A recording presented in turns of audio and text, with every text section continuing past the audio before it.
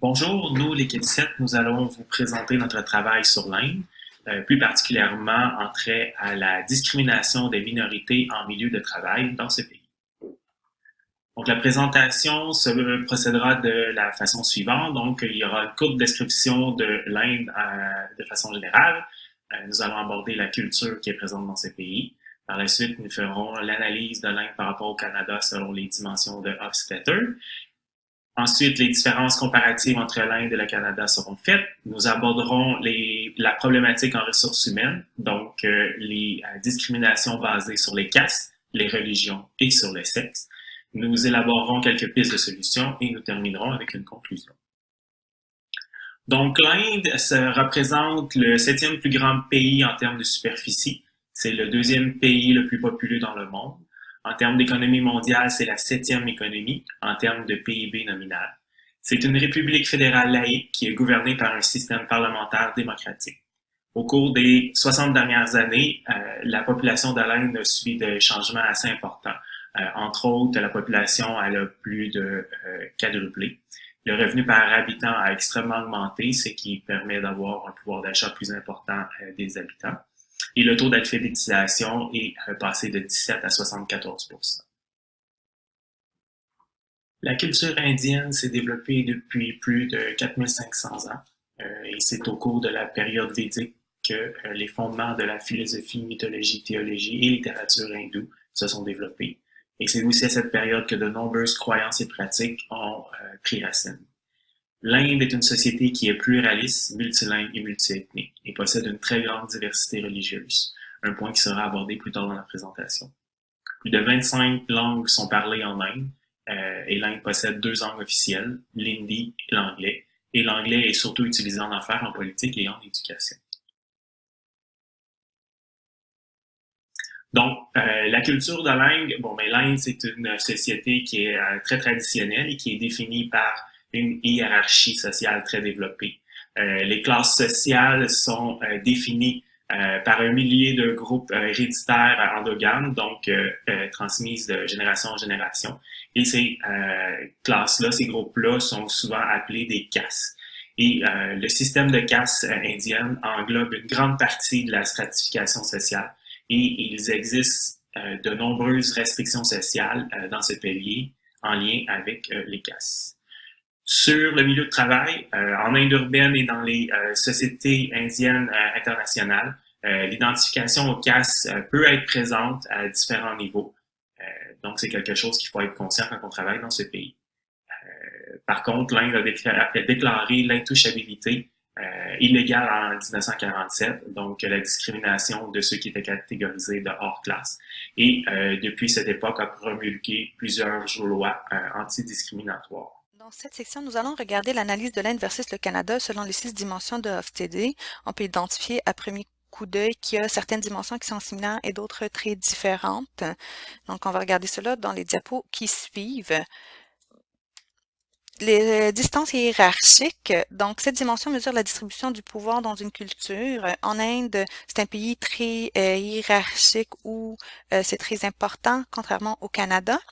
La dimension individualiste collectiviste, le degré auquel les individus sont intégrés au groupe.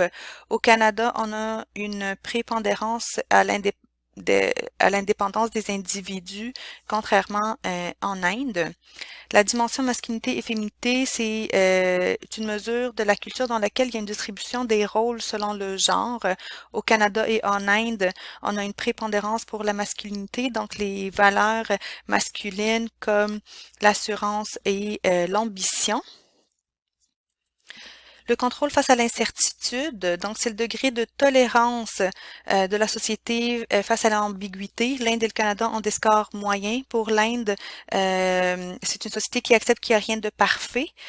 Au Canada, ça se manifeste plutôt par une tendance à prendre plus de risques et essayer des nouvelles expériences. Pour l'orientation long terme, c'est comment la société va maintenir ses liens avec son propre passé et faire face aux défis du présent et futur. L'Inde est connue pour être une société qui est très préoccupée par le futur. C'est en lien avec le karma et tout ça. Alors que le Canada, est une société plus centrée sur les objectifs et les résultats à court moyen terme. En termes d'indulgence, c'est la mesure selon laquelle la société va permettre aux gens de satisfaire leurs désirs et leurs impulsions personnelles ou, contrairement à ça, c'est les restreindre. Cela signifie que la société va limiter la satisfaction des besoins et la société est plus régie par des moyens et des normes très strictes. Au Canada, on a un score beaucoup plus élevé que l'Inde. Donc, les trois différences majeures entre l'Inde et le Canada, c'est le pouvoir hiérarchique, l'individualisme et l'indulgence. Donc, le pouvoir hiérarchique ou la distance hiérarchique, c'est en Inde, la majorité des entreprises indiennes sont familiales et le pouvoir décisionnel sont très centralisés. Il y a le respect pour le statut comme l'âge et la hiérarchie va être plutôt de type descendante. Au Canada, on a une approche plus ascendante, donc ça part des individus, c'est un modèle plus horizontal et participatif. L'organisation va favoriser l'autonomie des individus, leur initiative et la responsabilité de chacun des membres. L'individualisme et collectivisme, pour la culture indienne, on accorde une plus grande importance pour les relations humaines. Donc, c'est tout ce qui est fondement de la société, c'est la famille. Tout le monde est uni pour un bénéfice mutuel. Il y a tout ce qui est cohésion entre les groupes ethniques et religieux. Pour la culture canadienne, on favorise plutôt l'individualisme. C'est une société qui va miser sur l'efficacité et la productivité. L'utilisation du jeu est aussi très favorisée dans la culture canadienne. En ce qui lien avec l'indulgence, donc comme on a dit précédemment, en Inde, c'est une société très limitée par les normes très strictes et les personnes n'ont pas nécessairement le pouvoir de vivre des expériences de qualité et régit beaucoup le contrôle de la satisfaction de leurs propres désirs. Au niveau professionnel, on peut voir cela comme restriction qui se reflète également au niveau des inégalités entre le genre. Donc, les femmes n'ont pas les mêmes droits que les hommes et ils n'ont pas le droit de vivre certaines expériences au niveau du milieu du travail. Donc, on voit il y a un écart très important pour ces inégalités-là. Au Canada, comme on a dit, c'est une culture plus indulgente où le monde sent libre de vivre des expériences gratifiantes et avoir du plaisir sans se sentir restreint. Au niveau professionnel, ça va se refléter par des femmes qui vont occuper de plus en plus de postes à différents niveaux hiérarchiques. Parlons à présent du management et du leadership culturel et spirituel. L'Inde est une société organisée hiérarchiquement autour de la famille et de l'appartenance à une caste.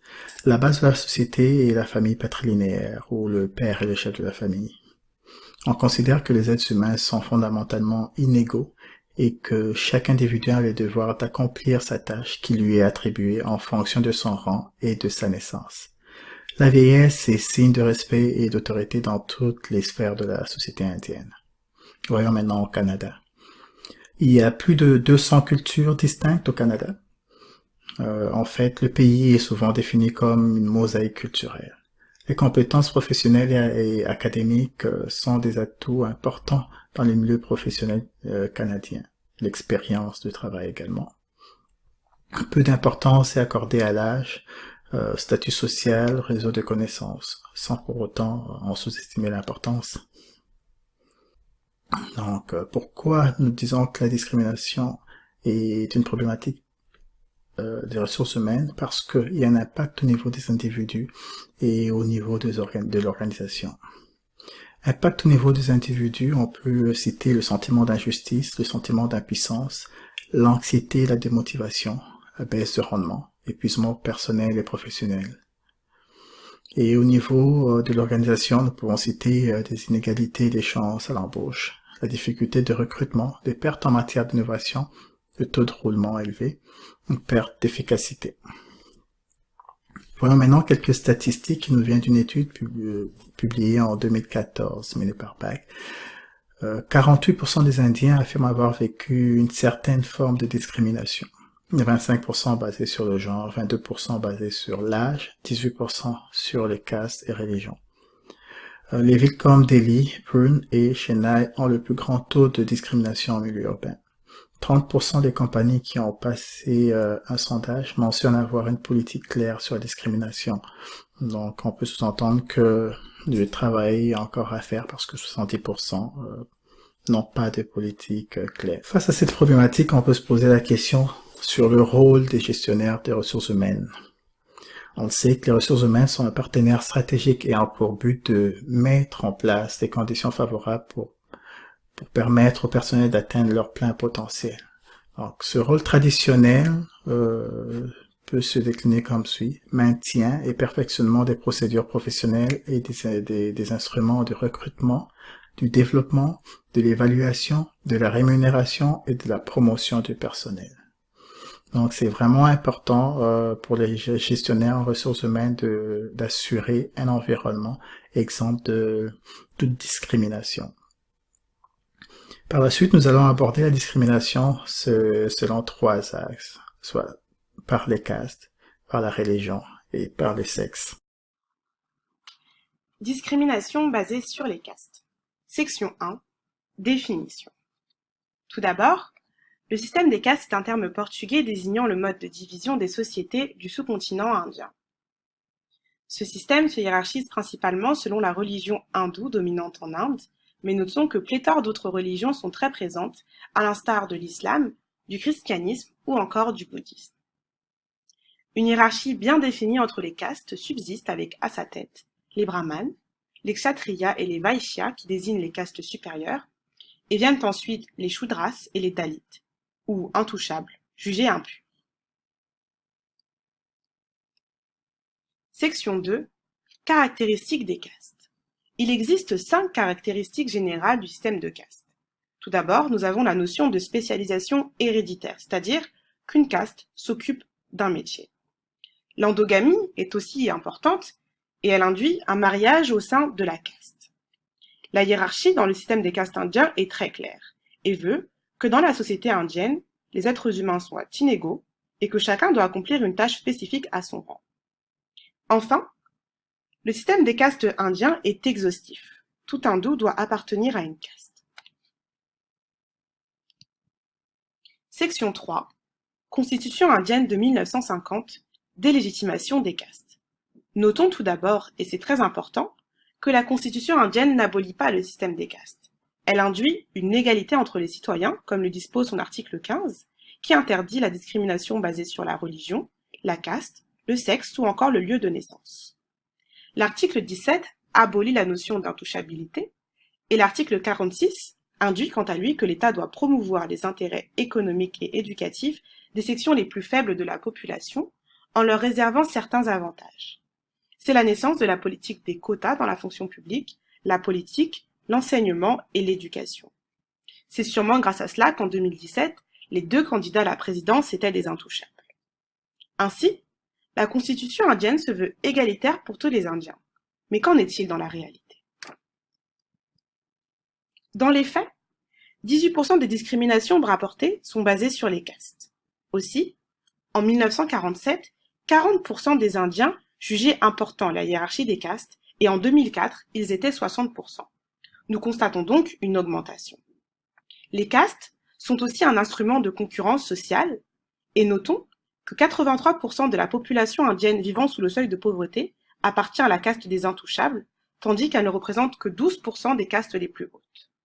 Pour finir, au sein des entreprises, les castes supérieures occupent les postes hiérarchiquement les plus élevés. Une ségrégation spatiale est aussi exercée en fonction des castes dans le monde du travail. Enfin, un management paternaliste lié à la hiérarchie est très fort dans le système des castes indiens.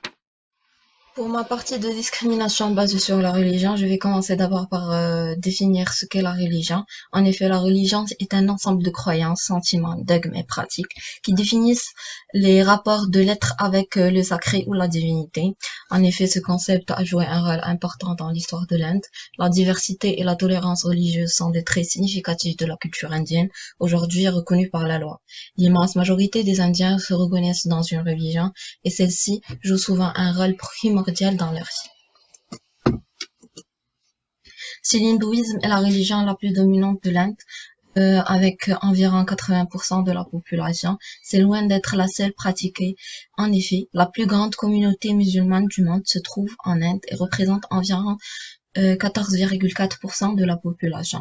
Mais on retrouve aussi les sikhs, les animistes, les agnostiques, sans oublier les autres religions naturelles encore très vivantes dans certains groupes tribaux.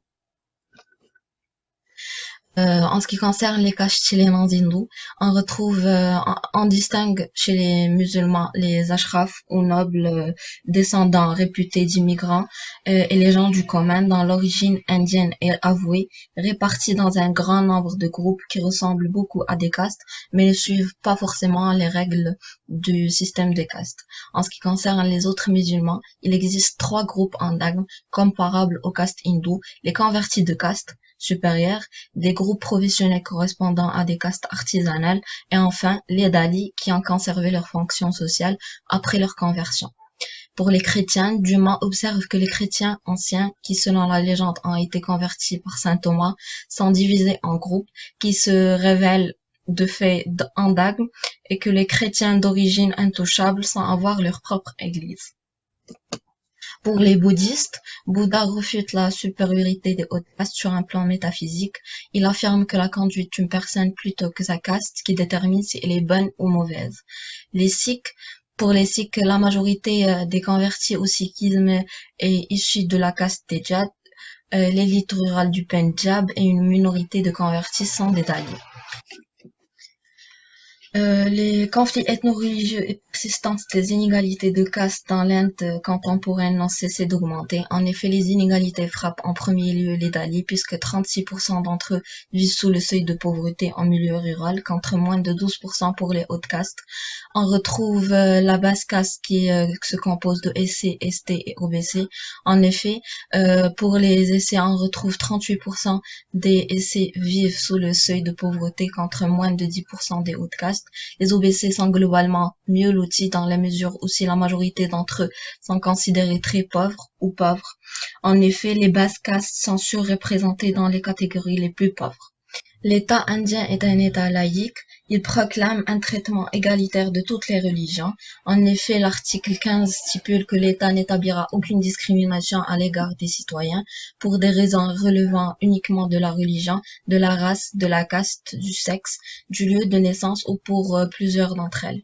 Au cours des siècles, l'histoire a laissé de nombreuses blessures non cicatrisées dans ce sous-continent indien, qui est un monde en lui-même aux peuples accumulés et juxtaposés aux langues et écritures diverses et aux religions qui se sont entrechoquées.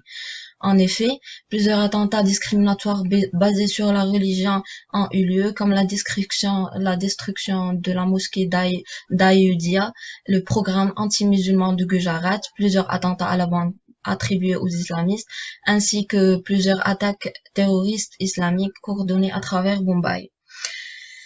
Le caractère multireligieux en Inde oppose donc une majorité hindoue à des minorités, notamment on cite les musulmans et les chrétiens. Il faut savoir que dans la culture indienne, il y a une préférence marquée pour l'homme dans les croyances. Engendrer une fille est jugé moins honorable depuis des siècles, voire honteux. Donc on peut vite comprendre l'existence de la discrimination basée sur le sexe dans ce pays. Dans un milieu de travail, la discrimination envers les femmes se retrouve dans les processus de recrutement, dans les conditions de travail et dans les façons que le travail est divisé entre les hommes et les femmes. Il y a aussi une très faible participation des femmes sur le marché du travail et leur taux d'activité diminue continuellement depuis 2005. Cela pourrait donc contribuer à creuser davantage les écarts entre les sexes si les femmes sont de plus en plus absentes dans le marché du travail.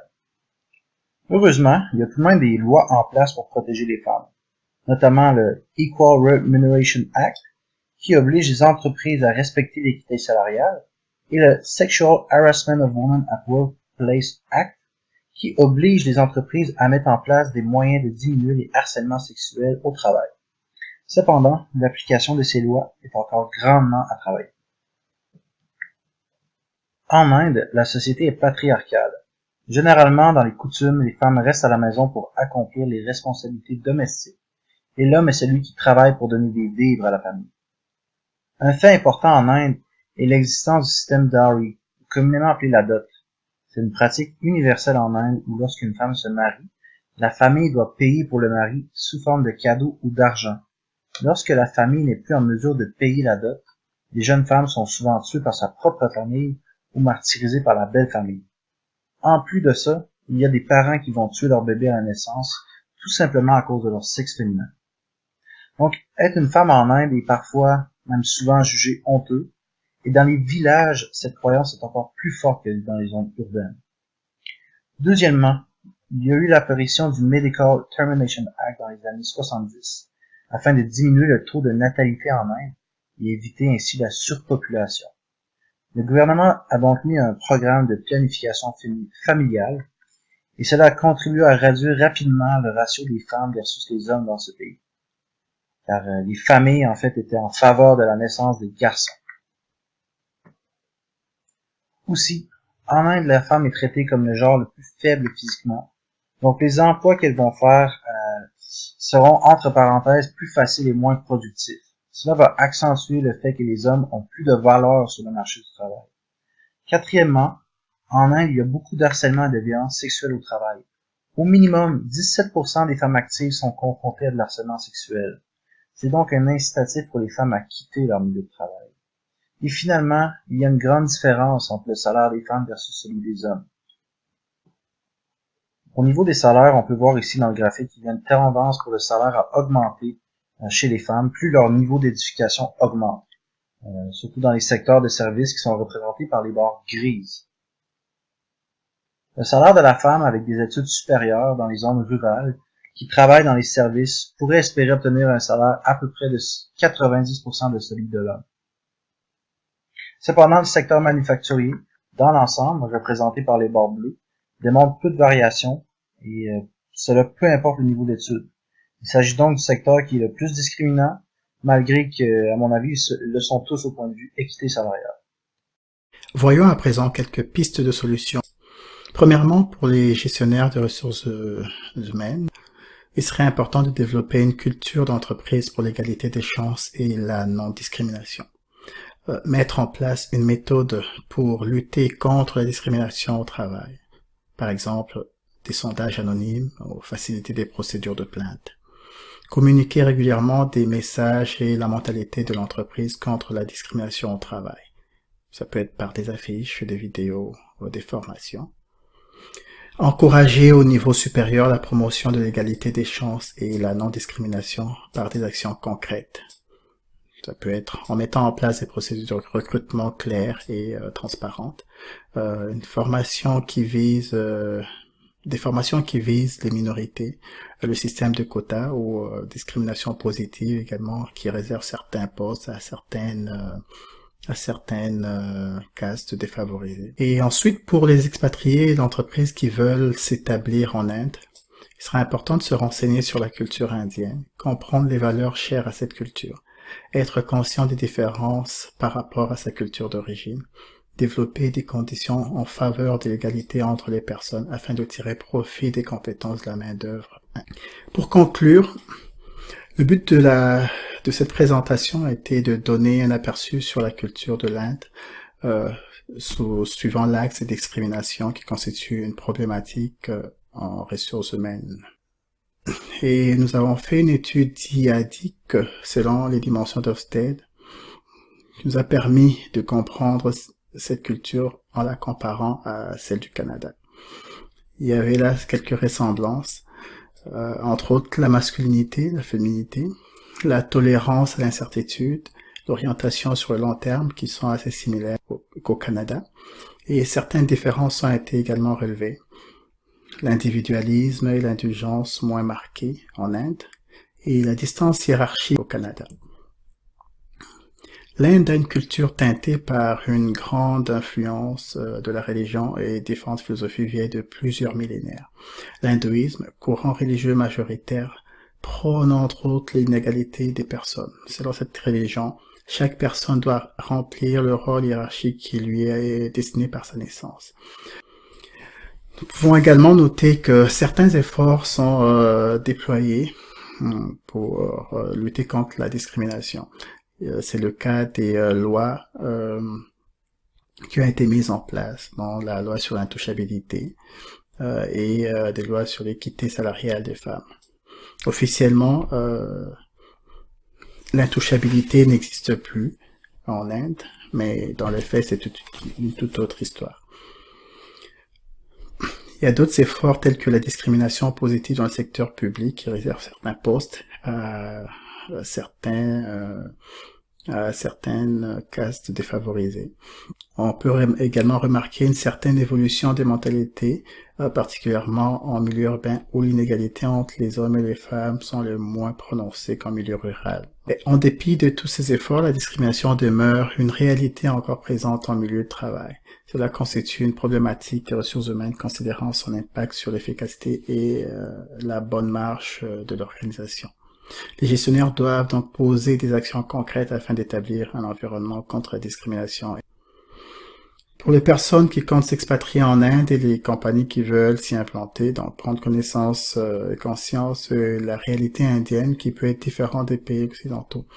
Prendre des mesures pour garantir la gestion efficace des ressources humaines.